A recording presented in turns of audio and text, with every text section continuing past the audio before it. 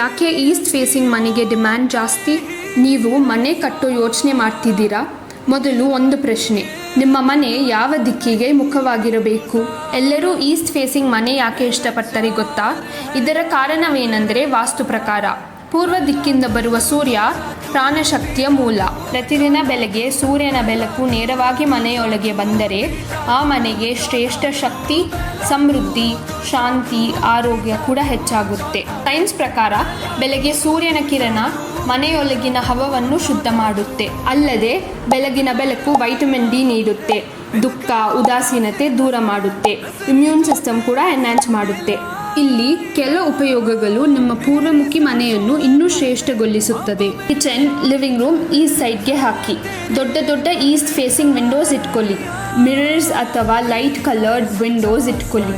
East ಸೈಡ್ಗೆ ಜಾಸ್ತಿ wall, tree, garage avoid ಮಾಡಿ. ಬಾಲ್ಕನಿ ಅಥವಾ ಸಿಟ್ ಔಟ್ ಈಸ್ಟ್ ಸೈಡ್ಗೆ ಹಾಕಿ.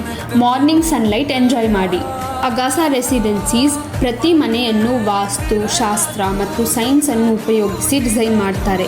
ಮನೆ ಕಟ್ಟೋ ಯೋಚನೆ ಇದೆಯಾ? ಇವತ್ತೇ ನಿಮ್ಮ ಫ್ರೀ ಕನ್ಸಲ್ಟೇಷನ್ ಬುಕ್ ಮಾಡಿ.